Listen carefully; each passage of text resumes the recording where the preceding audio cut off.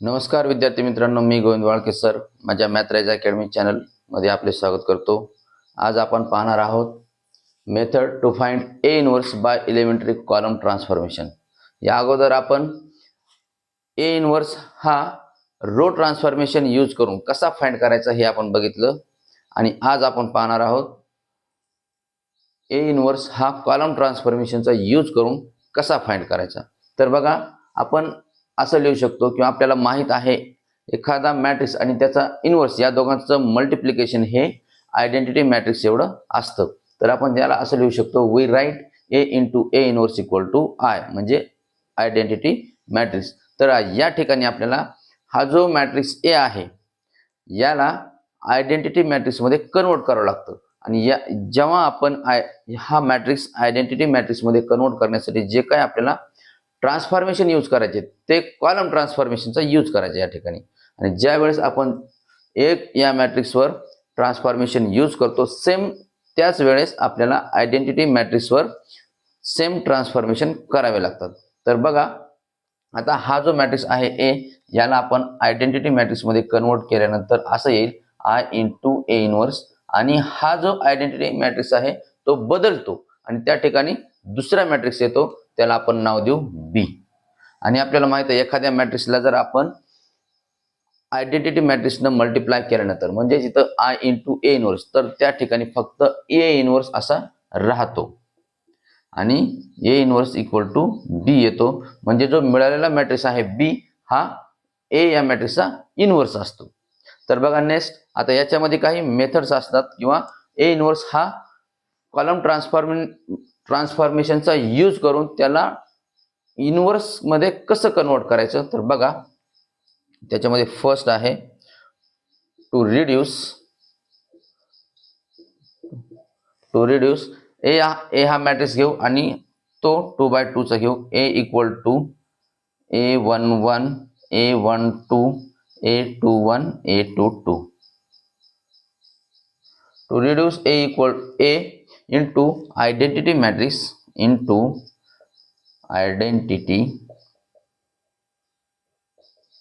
matrix by using suitable column transformation on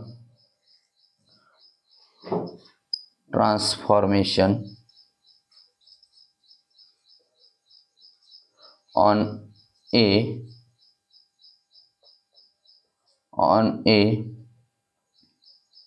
we may get on A directly घेऊ इथं। तर बघा, या ठिकाणी आपल्याला ऑपरेशन किंवा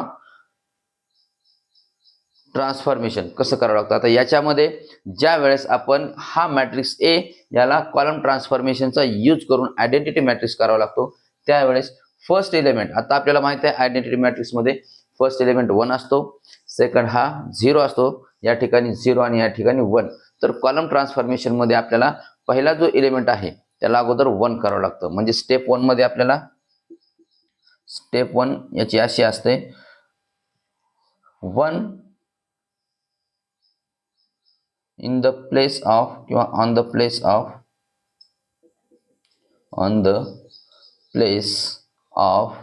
A11 च्या ठिकाणी आपल्याला इथं 1 आणावा लागतो आणि त्याच्यानंतर कॉलम ट्रान्सफॉर्मेशन यूज करताना आपल्याला ही जी सेकंड नंबरचा एलिमेंट आहे A12 या ठिकाणी 0 आणावा लागतो।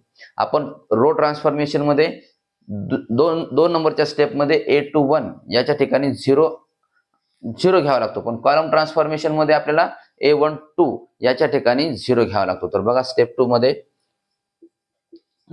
2 मध्ये आहे 0 on the place of A12। त्याच्यानंतर तिसरी स्टेप अशी आहे, हा जो A22 आहे त्याच्या ठिकाणी आपल्याला 1 घ्यावा लागतो। तर या ठिकाणी असेल मग स्टेप 3 मध्ये 1 on the place of A22 आणि शेवटची स्टेप आहे A22 नंतर हा जो एलिमेंट आहे A21 याच्या ठिकाणी आपल्याला 0 घ्यावा लागतो. तर स्टेप 4 मध्ये असं 0 on the place of A21 आणि अशा प्रकारे ह्या स्टेप फॉलो केल्यानंतर आपल्याला दिलेला मॅट्रिक्स जो A आहे तो कॉलम ट्रान्सफॉर्मेशनचा यूज करून त्याचा आपण इन्व्हर्स फाइंड करू शकतो.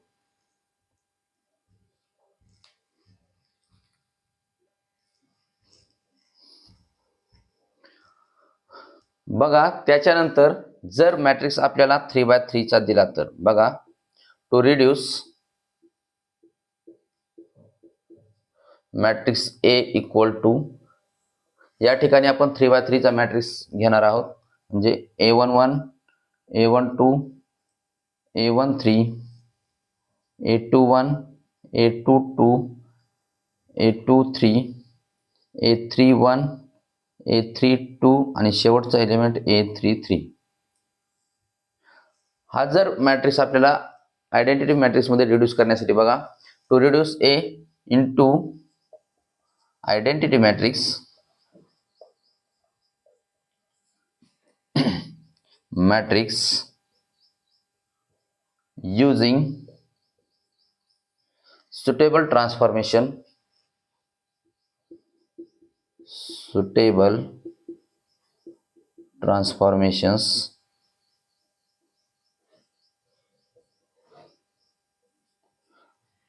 on A so as to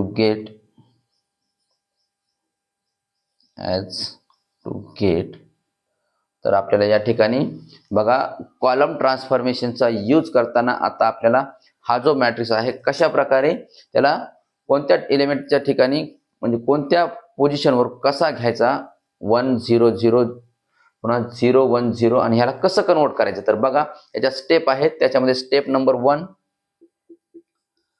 आता सर्वप्रथम आपल्याला हा जो दिलेला मॅट्रिक्स आहे त्याच्यामध्ये या पोझिशनचा A11 याच्या ठिकाणी आपल्याला 1 घ्यावा लागतो म्हणजे 1 on the place of A11 A11 या ठिकाणी 1 घेतल्यानंतर आपल्याला A12 आणि A13 या ठिकाणी 0 घ्यावा लागतो. आपण हा कॉलम ट्रान्सफॉर्मेशन पण आपण रो ट्रान्सफॉर्मेशन मध्ये काय केलं होतं A11 नंतर A21 आणि A31 या ठिकाणी 0 घेतला होता.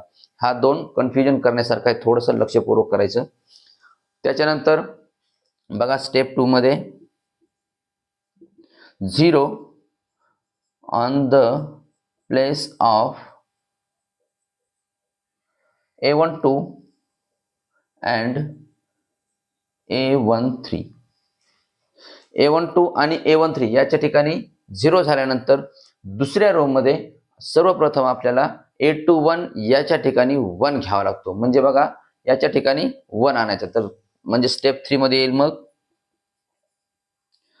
1 on the place of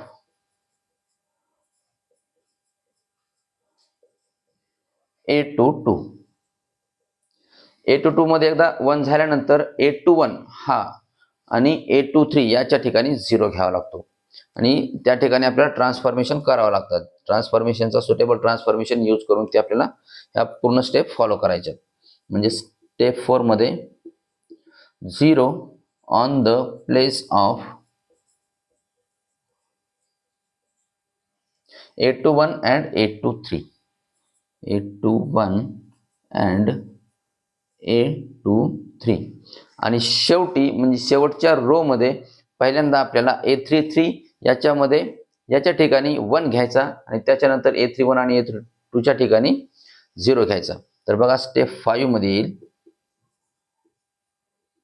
1 on the place of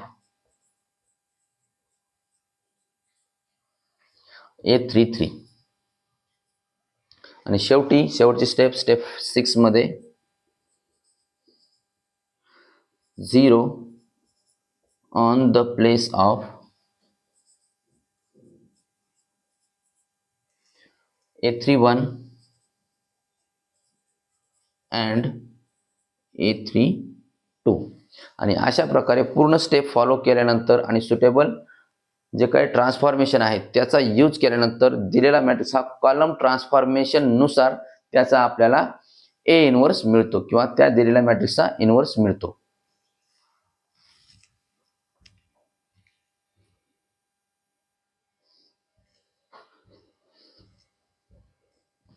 बघा, एलिमेंटरी ट्रान्सफॉर्मेशन नंतर ॲडजॉइंट मेथड आपल्याला याच्यामध्ये एखाद्या मॅट्रिक्सचा किंवा दिलेल्या मॅट्रिक्सचा इनव्हर्स ॲडजॉइंट मेथडचा यूज करून काढावा लागतो. तर त्याच्यामध्ये फर्स्ट आहे मायनर ऑफ ॲन एलिमेंट.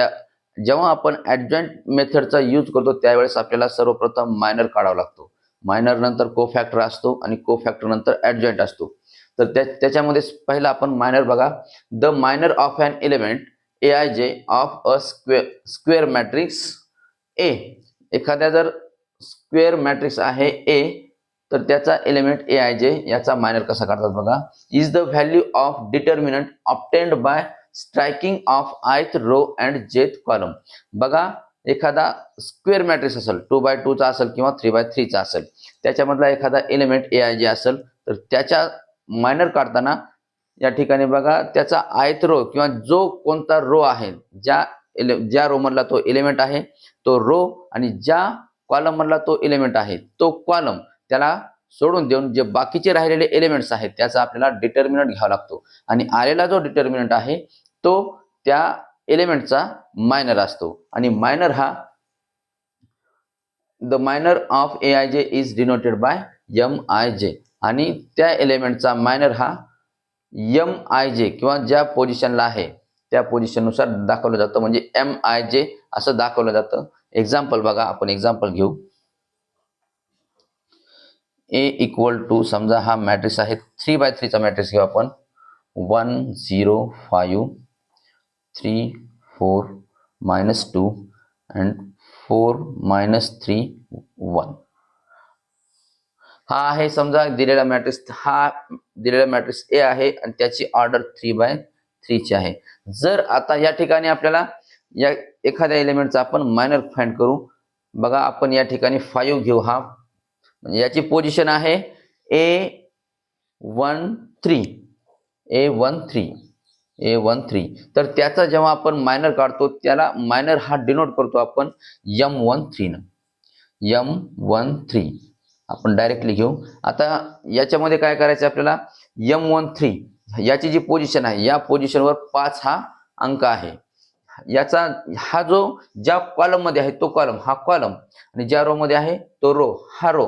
हे एलिमेंट आपल्याला सोडून द्यायचे त्या ठिकाणी आणि राहिलेले जे एलिमेंट्स आहेत त्याचा डिटर्मिनंट, म्हणजे राहिलेले एलिमेंट्स कोणते, 3 4 4 आणि -3 हे राहिलेले एलिमेंट, त्याचा आपल्याला डिटर्मिनंट घ्यायचा आहे. तर बघा या ठिकाणी असेल मग 3 4 4 आणि -3 हे आहेत त्याचे राहिलेले एलिमेंट.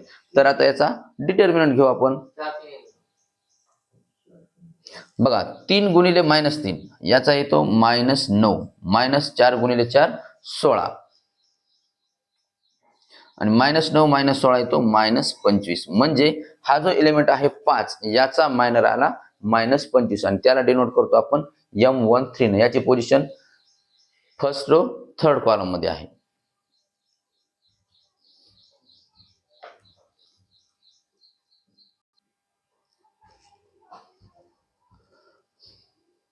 बघा, मायनर नंतर कोफॅक्टर ऑफ ॲन एलिमेंट.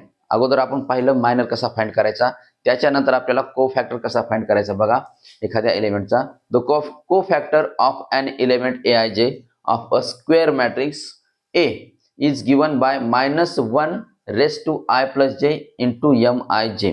तर बघा, एखादा एलिमेंटचा आपल्याला कोफॅक्टर फाइंड करताना त्या एलिमेंटचा जो मायनर असतो त्याला -1 आणि -1 न मल्टिप्लाय करायचा आणि त्याच्या -1च्या पॉवर मध्ये ज्या नंबरचा रो आहे आणि ज्या नंबरच्या कॉलमवर तो एलिमेंट आहे, समजा इथं आपण Ij घेतलेला आहे, म्हणजे त्या i आणि i + j नंबर ऑफ ज्या नंबरचा रो आहे आणि ज्या नंबरचा कॉलम आहे त्या दोघांची बेरीज त्या -1च्या पॉवर जर घेतला आपण आणि त्याला जर मल्टिप्लाय आपण Mij न केलं तर त्या मॅट्रिक्सचा किंवा त्या एलिमेंटचा आपल्याला कोफॅक्टर मिळतो. तर बघा आपण एक्झाम्पल घेऊ किंवा त्याला असं लिहिलं जातं AIJ equal to -1 raise to I plus J into MIJ.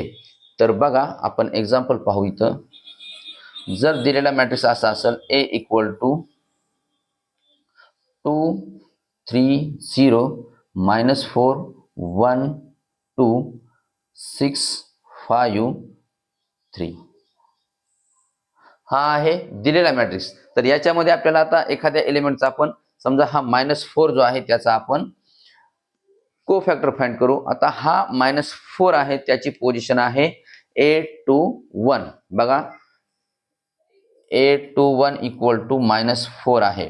तर आता याच्यामध्ये आपल्याला AIJ म्हणजे त्याचा कोफॅक्टर फाइंड करायचा -4चा. तर याला आपण असं घेऊ. बघा A तर हा याचा कोफॅक्टर आपण डिनोट A न करतो. त्याची पोझिशन आहे A21. तर म्हणजे या ठिकाणी I आणि J च्या ठिकाणी येईल 21 येईल. 21 इक्वल टू -1 जशाला तसा राहतो. -1च्या पॉवर मध्ये हा जो 2 नंबरचा कॉलम आणि 2 नंबरचा रो आणि 1 नंबरचा कॉलम त्या दोघांची बेरीज करायची.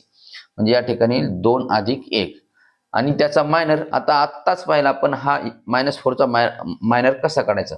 याच्यामध्ये हा जो कॉलम आहे 2 -4 आणि 6 हा सोडून द्यायचे एलिमेंट्स आणि -4 1 आणि 2 हे रो सोडून द्यायचे. राहिलेले एलिमेंट्स जे आहेत त्याचा डिटर्मिनंट घ्यायचा. म्हणजे राहिलेले एलिमेंट्स कोणते आहेत 3 0 5 आणि 3. 3 0 5 आणि 3 आणि आपल्याला माहित आहे -1 त्याचा पॉवर जर 2 + 3 किंवा ऑड नंबर असेल किंवा त्याला आपण म्हणतो विषम संख्या असेल तर त्याचा जो काही हे रिझल्ट असतो किंवा आन्सर असतं ते -1 येते. -1. आता याचा डिटर्मिनंट घेऊ आपण. 3 त्रिक 9 वजा 5 गुणिले 0 0 आणि -1 हे 9 वजा 0 9 येईल आणि वजा 1 गुणिले 9 हे वजा येतो. वजा 9 येतो. म्हणजे हा एलिमेंट -4 याचा कोफॅक्टर आला -9.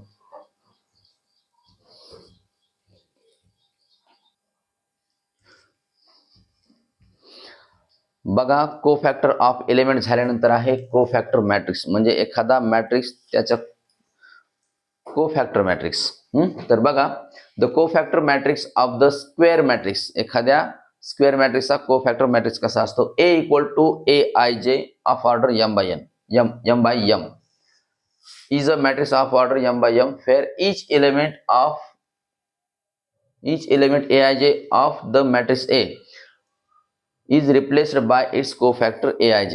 तर बघा कोफॅक्टर मॅट्रिक्स फाइंड करताना आपल्याला जर दिलेला मॅट्रिक्स हा स्क्वेअर मॅट्रिक्स असावा लागतो सर्वप्रथम आणि त्याच्यामधला प्रत्येक एलिमेंट जो असतो प्रत्येक एलिमेंट हा त्याच्या कोफॅक्टर एलिमेंटना आपल्याला रिप्लेस करावा लागतो. म्हणजे दिलेला जर एलिमेंट आपण या पद्धतीमध्ये लिहितो AIJ आणि त्याचा कोफॅक्टर हा AIJ असतो. प्रत्येक एलिमेंट AIJ हा कॅपिटल AIJ न रिप्लेस करावा लागतो. म्हणजे त्याच्या कोफॅक्टरनं रिप्लेस करावा लागतो. तर बघा जर दिलेला मॅट्रिक्स A हा बघा त्याला असं लिहितात A इक्वल टू दिलेला मॅट्रिक्स घेऊ आपण A11 A12 A13 A21 A22 A23 A31 A32 आणि A33. हा जो मॅट्रिक्स आहे A त्याच्यातला प्रत्येक एलिमेंट हा A11 A12 हा प्रत्येक एलिमेंट आपल्याला त्याच्या कोफॅक्टरनं रिप्लेस करावा लागतो. तर या ठिकाणी असं येईल मग कोफॅक्टर मॅट्रिक्स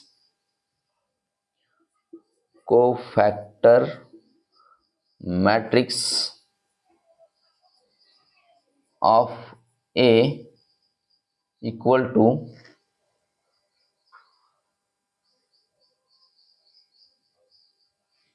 या ठिकाणी प्रत्येक एलिमेंट आपण रिप्लेस करू त्याच्या कोफॅक्टरनं.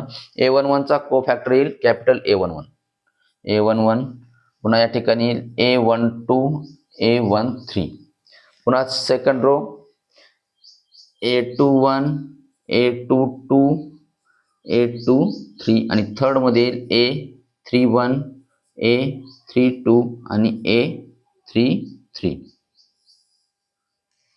कोफॅक्टर मॅट्रिक्स असा लिहिला जातो. म्हणजे त्याच्यातला प्रत्येक एलिमेंट आपल्याला त्याच्या कोफॅक्टरनं रिप्लेस करावा लागतो आणि रिप्लेस केल्यानंतर जो मॅट्रिक्स मिळतो तो कोफॅक्टर मॅट्रिक्स असतो.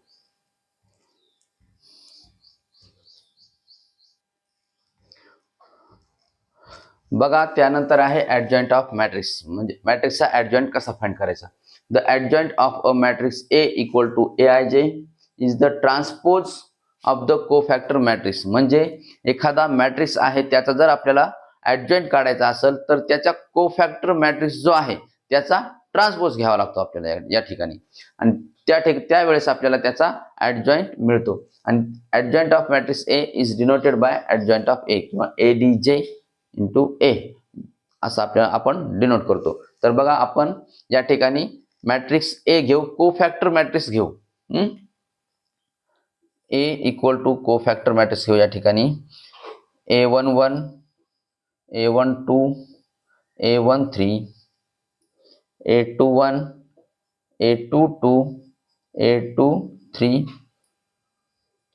A31, A32 आणि A33 या ठिकाणी आपण मॅट्रिक्स ए चा डायरेक्टली कोफॅक्टर मॅट्रिक्स घेतला. आता हा कोफॅक्टर मॅट्रिक्स मिळाल्यानंतर आपल्याला त्याचा आपण ट्रान्सपोज घेतला. ट्रान्सपोज म्हणजे काय असतो. ट्रान्सपोज म्हणजे त्या जो मॅट्रिक्स आहे त्याच्यातला प्रत्येक कॉलम हा रो करायचा किंवा प्रत्येक रो हा कॉलम मध्ये ट्रान्सफॉर्म करायचा. तर त्यावेळेस आपल्याला त्याचा ट्रान्सपोज मिळतो. बघा तर असं येईल. डायरेक्टली आपण घेऊ ॲडजॉइंट ऑफ ए इक्वल टू हा कॉलम आपण रो मध्ये लिहू म्हणजे A11, A21 आणि या ठिकाणी A31. त्याच्यानंतर हा सेकंड कॉलम सेकंड रो करू म्हणजे या ठिकाणी A12, A22 आणि या ठिकाणी A32. नेक्स्ट हा थर्ड कॉलम थर्ड रो बनवू म्हणजे इथे येईल A13, A23 आणि A33 आणि अशा प्रकारे आपल्याला दिलेल्या मॅट्रिक्सचा किंवा त्या मॅट्रिक्सचा आपण ॲडजॉइंट फाइंड करू शकतो.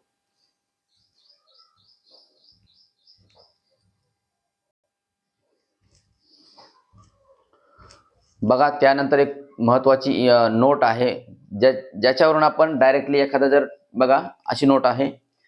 The adjoint of a square matrix of order 2. जर एखादा आपल्याला 2x2 चा स्क्वेअर मॅट्रिक्स जर दिलेला असेल तर can be obtained by interchanging the diagonal. म्हणजे त्याचा आपण जो ॲडजॉइंट आहे तो कसा फाइंड करतो बघा. Can be obtained by interchanging the diagonal elements and changing the signs of non diagonal elements. म्हणजे आपण 2x2 चा जर मॅट्रिक्स दिलेला असेल आपल्याला त्याचा जर आपल्याला ॲडजॉइंट फाइंड करायचा असेल तर त्याचे जे काही डायगोनल एलिमेंट्स आहेत त्यांना इंटरचेंज करायचं आणि जे नॉन डायगोनल एलिमेंट्स आहेत त्याचे साइन्स हे चेंज करायचे म्हणजे त्याचे चिन्ह जर पॉझिटिव्ह असेल तर निगेटिव्ह आणि निगेटिव्ह असेल तर पॉझिटिव्ह करावा लागतो. तर बघा त्याचं एक्झाम्पल घेऊ आपण. सर्वप्रथम 2x2 चा मॅट्रिक्स घेऊ. A